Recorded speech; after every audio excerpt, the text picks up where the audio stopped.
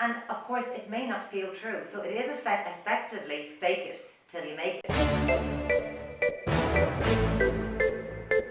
Hi guys, and welcome back to On the Plus Side. And today, Pauline, I must say you are looking absolutely radiant. Do you think so? You're just back from your Hollies or a busman's holiday, but we're going to let Pauline first introduce herself and listen to this woman's story. It's very interesting. Hi everybody, my name is Pauline Rodish. I am the creator of Just Pause, which is a business helping people to hit the pause button and review their lives to really assess if the results they're getting in their lives is pleasing, and if it's not, then to consider maybe making some changes. And that is huge, because the world that we live in now, it is all go, go, go. And it used to be the case when I first moved to Ireland, I used to say it's such a slow pace compared to London and everything else. But actually, 15 years later, it's not. Whatever they used to say, actually, what happens across the pond in the States comes over to Ireland fairly quickly. So I think, look, everybody is time-starved. I think there's a lot of extra things that people have, unnecessary pressures that they've put on themselves, really. And I think everybody's trying to maybe just do too much, quite honestly, and especially with their children as well, trying to have them in all the after-school activities. And I mean, in my own case, it's not too difficult for me because I've just got my one boy. Yeah. But there are someone like your good self who has 7 children. I mean, by the time you're taking care of your children as well, there's very little time left. I think there's a very important thing you learn when you have 7 children, and that's that if you tell them no, it's not the end of the world. Because I do think when we were younger, we didn't get certain things, and so we want to give our children what we didn't have. And I think that probably adds to the whole pressure on people, where we need to just pause, as you say, because it's become very materialistic. Yes. Well, sadly, and that would bring me up to the fact, if I can give my little list of things that I actually do. So I mean, I'm actually a yoga and meditation teacher, but my main work is in hypnotherapy. As a rapid transformational hypnotherapist, so where I'm helping people to get unstuck, to get over guilt and shame and a feeling of that they're not good enough. Okay, I'm going to stop you there, because you know what hypnotherapy is. When you say it to me, I think back to magicians making people float, and who was it? Was it Paul McKenna or one of the hypnotists that make you quack like a duck? Yes. You're not talking about that. I certainly am not talking about that. No, it's not for entertainment. In actual fact, I cry more than I would laugh at my sessions, because really and truly people are coming with some very deep-rooted issues. I use regression. The hypnosis really is just to help us regress and to go into the subconscious mind. So I work very much with the mind in another area of my work as well. But when it comes to hypnotherapy, when a person's in hypnosis, it simply means they're in a slower brainwave state. When they're in the slower brainwave state, we're able to access the memory vault, which is the subconscious mind. So most of us are going around on autopilot. Yes, absolutely. The subconscious mind is running the show, and we're basically in habit. So many of our habits are not serving us. Many of our habits are keeping us stuck, and people don't realize that they can change habits. And I help people to recognize the patterns that's causing the distress in their lives, that's causing the limitation that they're not good enough, because it's not true. Yes. People, we're lying to ourselves. If you're listening to this and you feel at times that you're not enough, I can assure you it's the common denominator. We all share it. I myself at times in my life have felt that way. But it's a lie that we're telling ourselves. Absolutely. And you see what happens when you regress. Often it goes back to childhood, because when we're between 0 and 7, we haven't got the ability to discern if what we're letting in is true or false. So a child, if something is said to them, or they witness something that's unpleasant, they give a certain meaning to that, and that becomes a belief. And then, because the belief is the starting point for everything that we do, I just talk you through how people end up with a result. So if you consider a result that we have in our lives today, good or bad, if you go backwards, everything starts with a belief. So whatever we believe about ourselves to be true will cause us to think a particular way. So let's just work with I'm not good enough. So if I believe I'm not good enough, then I think that I can't go for promotion, then I think I can't start a business, then I think I can't ask somebody out on a date, for example. And that will make me feel very low. It'll make me feel quite contracted. It'll make me feel nervous and anxious. It'll make me feel depressed. And your behaviour is actually reinforcing that you're not good enough because Exactly. you're not getting that promotion. You're not Exactly. doing what other people are doing. Well, that's the next step. Okay. Because so you have the belief that creates a thought, and then the thought creates a feeling. Then the feeling will cause the behaviour, which is the action that we'll either take or not. So it'll be action or inaction. Either way, it is a behaviour, and then that will define the results. So it goes back deep-seated and to the roots and all of that. Does that mean that the theory of fake it until you make it is just not true? Oh, I would be a big fan of fake it till you make it in order to extricate yourself from this, because ultimately, in order to rewire your brain, you're actually making suggestions. You see, a suggestion is is a thought essentially, but when we're already suggesting, saying to yourself, for example, that I'm not good enough is actually a suggestion to yourself. Yeah. But what I'm helping people to do, and I mean, you don't even have to come to a hypnotherapist to create new suggestions. It's really what we call a positive affirmation. So you start to say, I am good enough. Okay. I am beautiful. I do believe in myself. I am whatever, or I have X. And of course, it may not feel true. So it is effectively fake it till you make it. So or you're acting as if.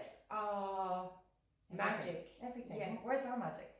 Words are everything. And I suppose at times I'm probably a bit of a pain in the ass because I am forever correcting people, but I do it with love because I want people to be really mindful of what they're saying, because literally we are a product of what we think. I've already said it starts with the belief, and then that thought can be spoken or simply just said inside. Either way, we're repeating it inwardly. So a huge thing at the moment that's come up recently is surrounding the whole diet culture, okay? So I was reading an article the other week or day, I can't remember when I was reading it, but it was saying, using words like the fitness industry has promoted words like cheat meal, bad food, good food, you know, they've really black and whited food intake. What do them words do to us? Well, they're hypnotic for a start. So, I mean, they are hypnotizing people to make a new belief. It's no different to advertising agencies on TV promoting that we need to have a particular look or drive a particular car or go on a particular holiday, and that we're not enough unless we are looking like a certain an idea that they're representing. It's the very same thing. It is hypnotic language. It's very deliberate, and it's to make people respond. Because the first thing I thought when somebody told me a cheat meal, I thought, well, if you're in a happy relationship, you don't cheat. So if you're in a happy relationship with food, you shouldn't need to cheat. Correct. No, I mean, absolutely. Language is really, really powerful. You know, it has the ability to elevate us, or it has the ability to really bring us down, you know. And that's why language is so important, and the inner talk and the self-critic. I want you to know that the mind thinks in pictures. Okay. It hears words, but it responds in pictures. Okay. So if we think that we can't achieve something, we immediately have an image of it. You know, if I say pink elephant, or don't think of a pink elephant, the first thing you're going to do is think of a pink elephant. Yeah. So your mind is actually thinking in pictures. It's really important to notice that. Your mind, everything is learned by repetition. So the more we're repeating to ourselves that we're not enough, or that we are not as good as somebody else, or we're comparing ourselves, or we don't matter, this is all coming from childhood inadvertently.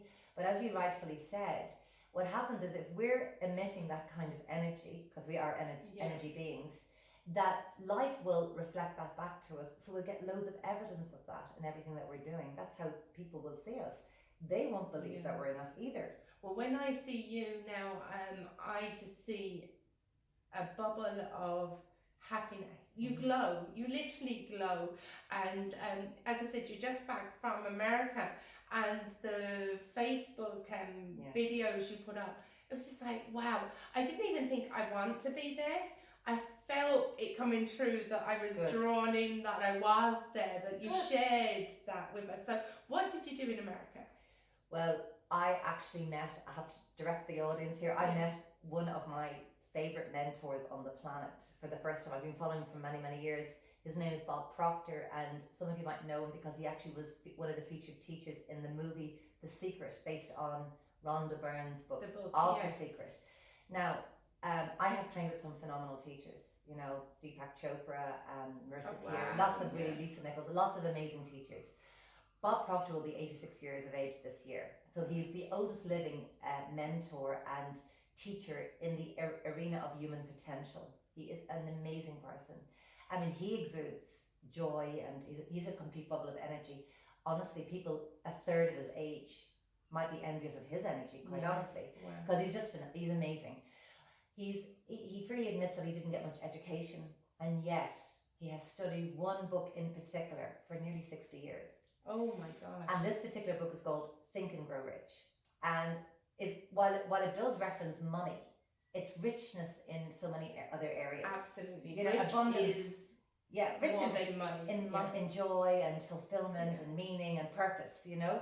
And it's based on Napoleon Hill, who interviewed 500 really successful people, Rockefeller, Edison, Henry Ford, all of these wonderful people who went on to do fantastic things in terms of humanitarian stuff as well. But he focused on why they were successful. Okay. And so now I'm one of Bob Proctor's consultants. Brilliant. And I'm educating people with an education that we didn't get in school, that is getting rid of the limiting beliefs. So what I was finding was, the reason I've kind of moved towards this, I've been coaching for 5 years. And to be honest, I've been coaching my whole life. Yes. I'm the eldest of 6 children. Trust me, I've been coaching for a long, long time.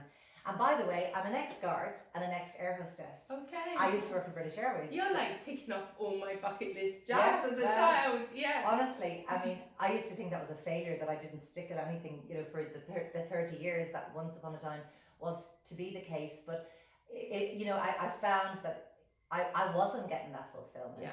And I didn't ever want to shortchange myself. And I thought, no, this is not me. And I will be 56 this year. So I'm 30 years younger than Bob. And I truly believe retirement was never in my vocabulary. And the work that I do, there's no retirement age on it. Yes. I intend to keep going until I have to hang it up. Yes. But the reality is, now I'm excited to share with people that they must let go of the limitations that they have. We have to start looking. We only limit ourselves by those beliefs that I mentioned earlier. So what I was finding with clients that have come to me for hypnotherapy, so we've taken out the root cause of their distress and anxiety and sadness. And suddenly now they're like, okay, so I'm ready, now what? And they have really nothing to channel that new energy into. Yes. So I sort of thought, okay, well, we need to get a really good system where they're planning their life and setting goals. Because we are superhumans. Yes. People don't realise, like, they think just the guy with the cape is like a superhero. Well, I have to say, I don't know you that well, Sharon, Yes. but what I do know of you, I would have you definitely in Superwoman category. But I think everyone is, like, people do look at me, and I have family and I work and whatever, and people look and say, oh, you're wonderful, and I'm like, no, I'm not. So yes, I am. No, but no, I'm not more than anyone else is. Oh, of course. And I don't mean no, I'm not. I'm not putting myself down. You know, my confidence is just too high sometimes. No, but I'm saying no, I'm not. I'm no different from you. You have the same ability to do what you admire in other people. Correct. That's what I mean by that. Look, we could talk forever, I know. but unfortunately we are out of time.